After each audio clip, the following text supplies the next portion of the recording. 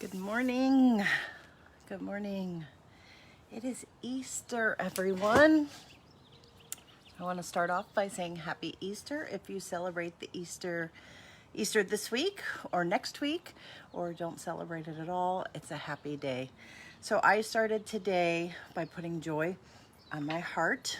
The oil of joy it's amazing. And the reason why I started with that today, well, I do every day.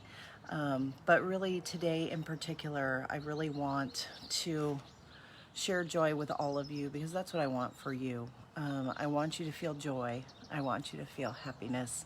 I want you to have hope for an amazing future. And that's the way it is now for a lot of us, but there's a lot of us that probably it's not that way. And so I want to talk to all of you today specifically about that. So, like I said, this is being recorded on Easter Sunday, 2021. If you're watching this on replay, thank you for watching this, and let me know that you're watching it on replay. All of my videos that I do currently are starting here on Facebook, but I do upload them all to my YouTube page. So I have over 120 videos on my grief inspired YouTube page. You can just search grief inspired on YouTube and you will find me. And I have 120 videos there, and I'm putting a lot of effort now into that page because since January 1st of last year, it's very clear that people are searching YouTube for grief. I've increased my subscriptions by like 150 subscribers in just the last couple of months. And what that tells me is that people need to hear a message of hope, particularly during this time, particularly when they are deep in grief, when things are the hardest. So that's what I aim to do, is to give you hope, make sure I'm offering you something that is going to help you and lead you on the path that's really going to get you back to feeling as happy as you possibly can. And that can be hard when you're sitting in grief. Seeing that level of happiness can be a hard thing to do. And I know because I was there. And I know what it feels like.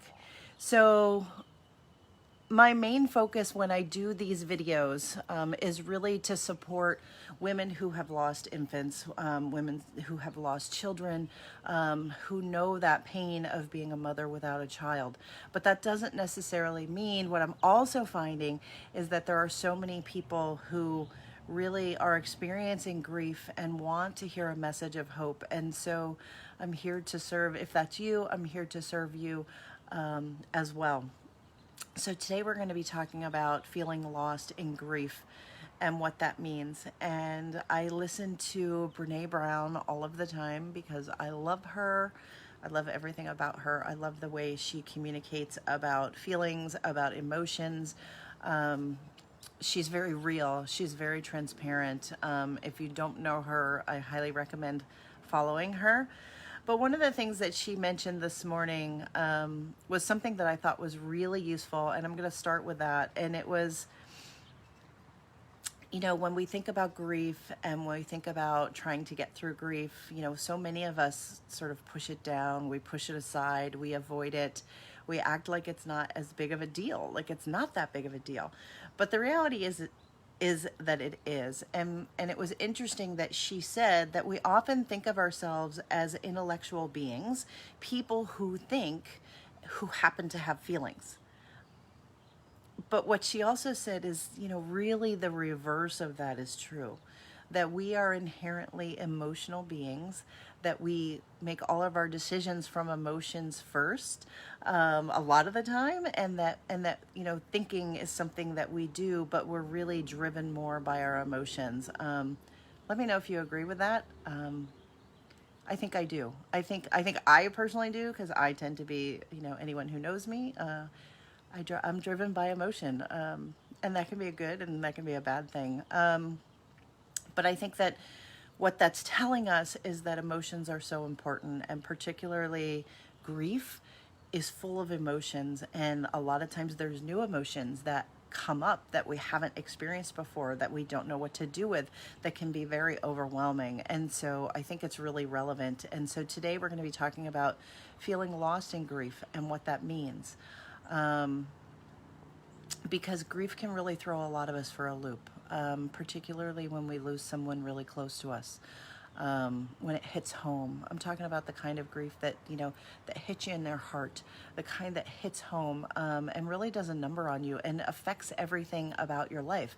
Many people today have experienced, grief as a result of COVID.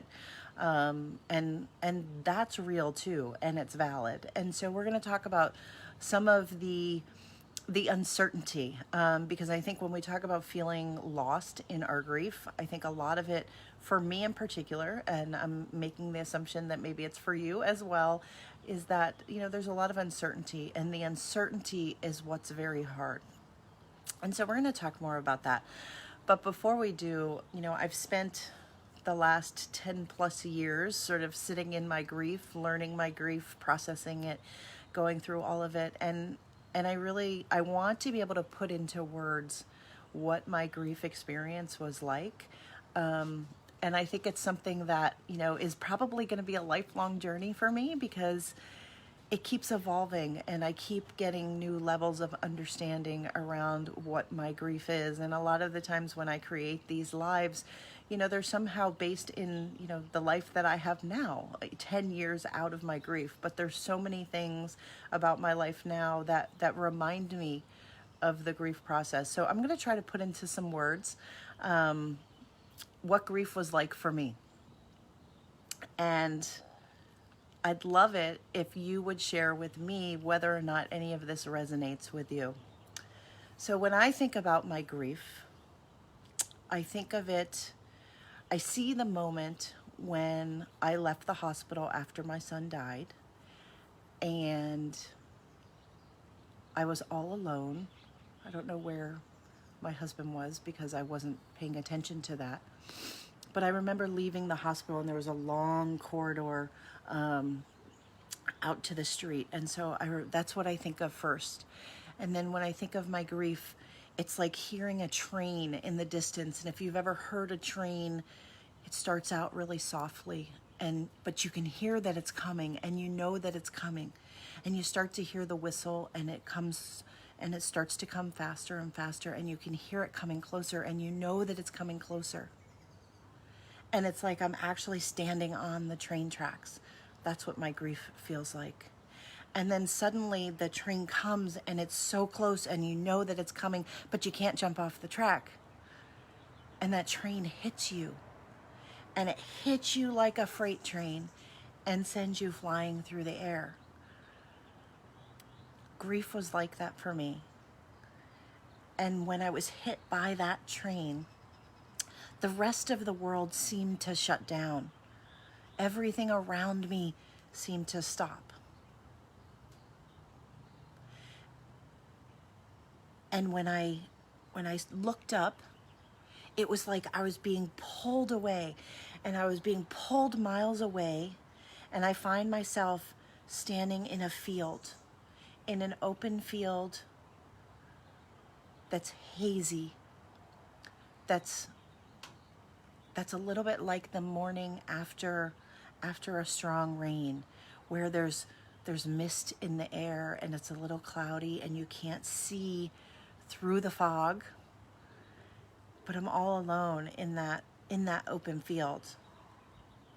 And when I look down, I realize, and this is what I see my grief like, I realize that I'm literally holding my hand in my heart, because for my grief, it feels like my heart came out of my chest and landed into my hands. And I'm trapped in this field, and I'm afraid. And I'm alone, and there's no one around me. And I felt like I was in this field for 6 months, a year, for me, probably 2 years. And I can see other people. I can see other people walking around, but they're walking as if I'm not there, as if they can't see me, as if they can't see my pain. but I'm still holding my heart in my hands. And so I do my best to protect my heart, and I tape it to my chest and I carry it around with me, trying to protect it, but it's on the outside of my body. And so it's raw and open and exposed. Grief felt me really feeling exposed. Like everything I was feeling, everything that was going on was outside of my body for everyone else to see. And then I think about processing my grief as if I'm taking that heart that is raw and exposed on the outside of my body and trying to push it back in, trying to get it back where it goes so that I can feel safe again, so that I can feel protected and secure. And I spent a long time doing the work, trying to protect my heart, trying to put the pieces back together, trying to put my heart back where I felt like it should go. And over time, the cloud that was in that field, the mist, the darkness, it started to lift. And then I got my heart back in my chest enough so that I could really start walking forward again. But it takes time. It takes time, and the further I continue to walk, the stronger my heart is, as if now, because my heart is being repaired, it's actually being repaired stronger than it was before I started all of this, before I saw that freight train in the distance. And it's intense. It's intense. And that's what I see. That's what my grief felt like early on. That's what it felt like for me. And I think one of the things that was most challenging with my grief was that there was so much uncertainty. And what is uncertainty? Uncertainty is, I looked it up. The dictionary definition of uncertainty is not being certain of.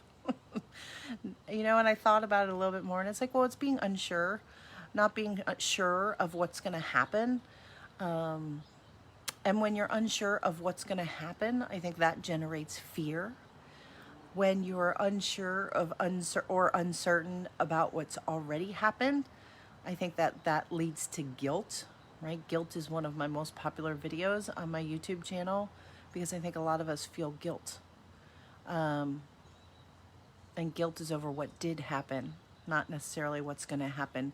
Uncertainty is really fear of what's going to happen. And we talk about, who we are as a human species. I mean, I think we all like to have a control. I think I take it to another level. And I joke about my OCD, which is not necessarily something to joke about, but I have tendencies.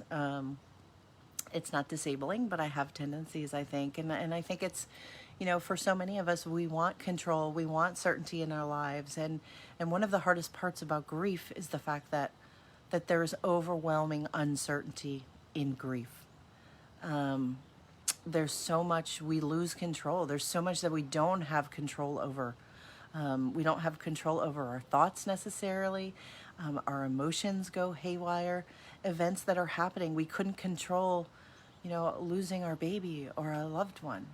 And that leaves us feeling really out of control, like that freight train has hit us, like we've been knocked off our feet, so to speak. And then that leaves us with a lot of fear because it shakes us up. And so we weren't expecting of it. Many of us weren't expecting to feel the way we feel after loss, whether or not you were expecting the loss of your loved one, the loss of your baby, how you feel as a result of that. And that's what your grief is. Grief is the emotions, the feelings, the thoughts, the result of the death. There's a lot of fear there, and it's very overwhelming. And I think that leaves us unsteady and uncertain about what also might happen in the future. For me, just a quick example is when I had my son Mason, fear, panic, because I didn't expect to lose my son Jackson. I expected him to live. But then now I'm like, oh my gosh, bad things happen. Like, this could totally happen. What about Mason? I have to protect him. I was more fearful. I was more fearful because this had happened to me in the past, right? So it leaves us on shaky ground, so to speak. Let me know if you know what I'm talking about in terms of being on shaky ground and being uncertain and knowing, fearing what could happen next and fearing the loss of control. You know, and the other thing that's really funny is when we get uncertain and when we're fearful about what's going to happen in the future or what's going to happen next or what's going to happen because of what has already happened, you know, our minds have a way of, I spend a lot of time looking into neurobiology, and our minds have this uncanny way of taking us to, when we fear something and we don't know what can happen, our minds have this way of taking us to the deepest, darkest, scariest place. We start thinking about different scenarios. Well, what could happen? And we tend to start thinking about things that are the scariest for us, right? And the crazy thing about our minds is that when we find some of the scariest things, the things that would be our worst case scenarios, so to speak, somehow our memory locks onto that. And that becomes the one that we replay more and over in our minds. And that's scary. But I think it's, you know, part of human nature. Because of the emotions we feel, because of the fear of uncertainty, because of the loss of control, because we're in overwhelm. It's not, you know, if you're feeling that way because of your grief, I want you to know that you're certainly not alone. And I think that, I know personally I felt that way, and I think that a lot of other people feel that way too. Even though you can feel like you're standing out in that field all by yourself with no one around, like you are the only person who's experienced your grief before, who you are the only person who knows what you're going through. There's just a lot of similarities. So what do you do? What do you do when life is uncertain, life is out of control? I mean, I've been thinking about this a lot myself, right? And I'm telling myself all of these things. So everything that I share with you here is really the things that I think about in my own head. And the things that, you know, if I were giving myself advice, when I think about my own uncertainty for the future, I've got some big stuff going on in my life that I haven't necessarily shared here publicly, although I have on Instagram. There's uncertainty and there's fear. And so what do you do about it? So I have 5 things that you can do to sort of to help you. And the first thing I would say is, you know, ask yourself this question, you know, is uncertainty what I'm feeling? Are you feeling uncertainty? Is that where your fear is coming from? Does it keep you up at night? Do you replay these worst case scenarios that I mentioned? Are you locking on to the worst possible thing that can happen? Are you putting that in your head? Are you carrying that with you out of fear, out of uncertainty, because you're trying to gain control?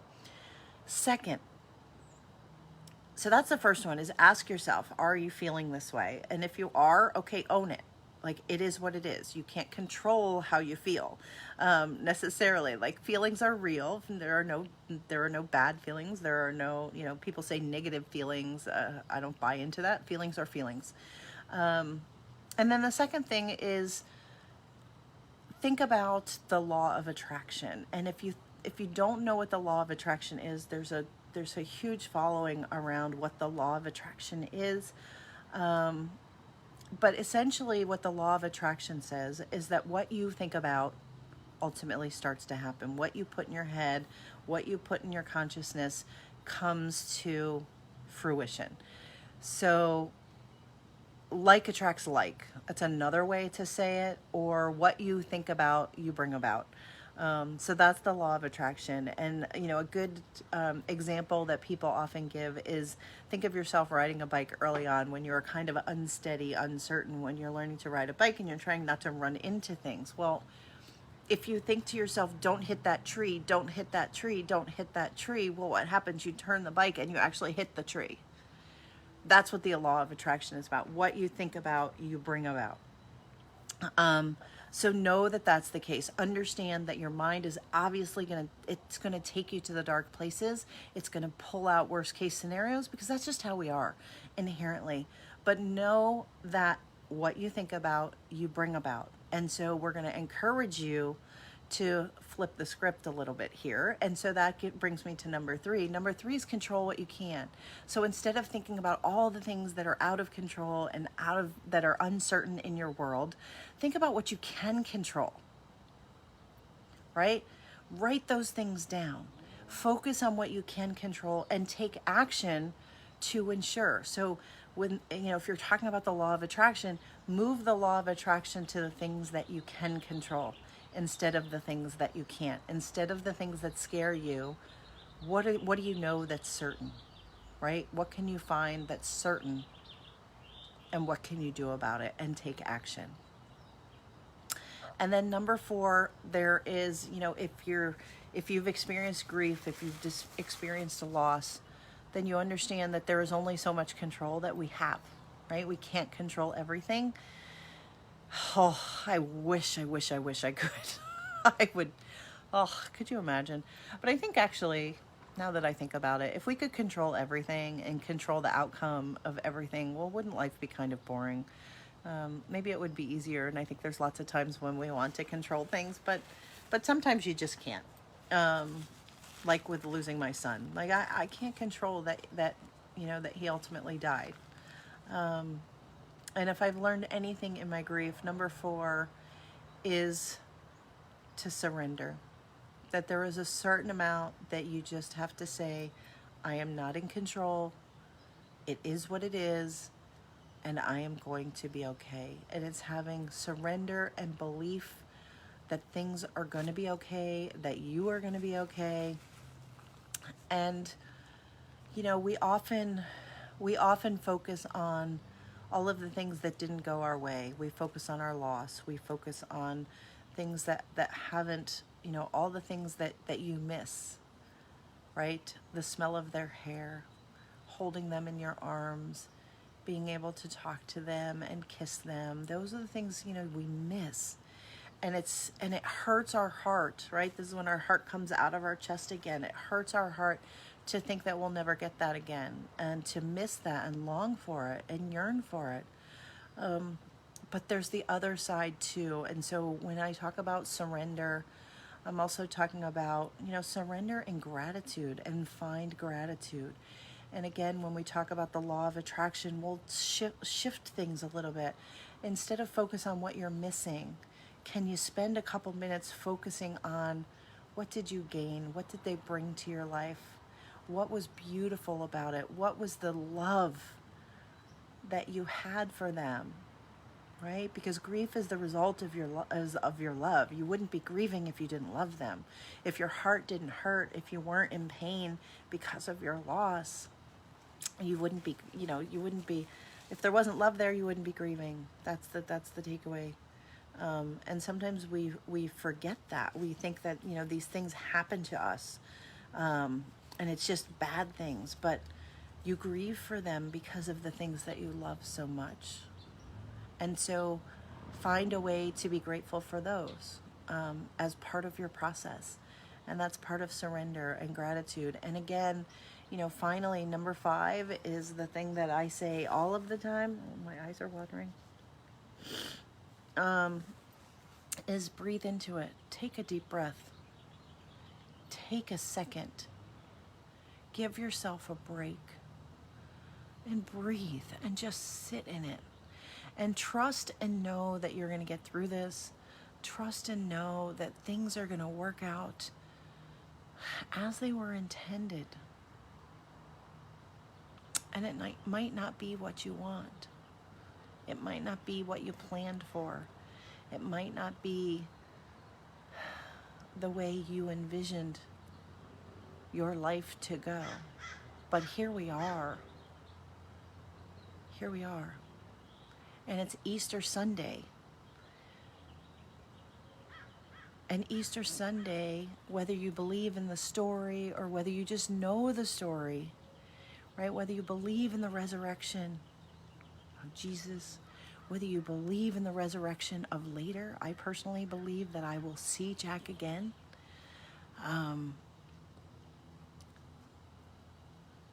And even if you just think that it's a story of hope. It's a story of things becoming new again. It's about creation, and it's about joy, and it's about hope.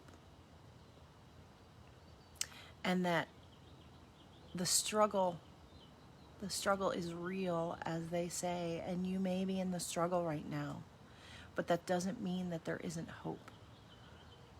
And it doesn't mean that just because you can't see your future laughing and smiling again, that doesn't mean that it's not going to happen for you. It's just where you are now, and this is a long journey. So I just want to encourage you to hang in there and know that you can get through this. And if I can be of help to you, find people that can help you. If that's me, reach out to me. If it's someone else, reach out to them. You've got this.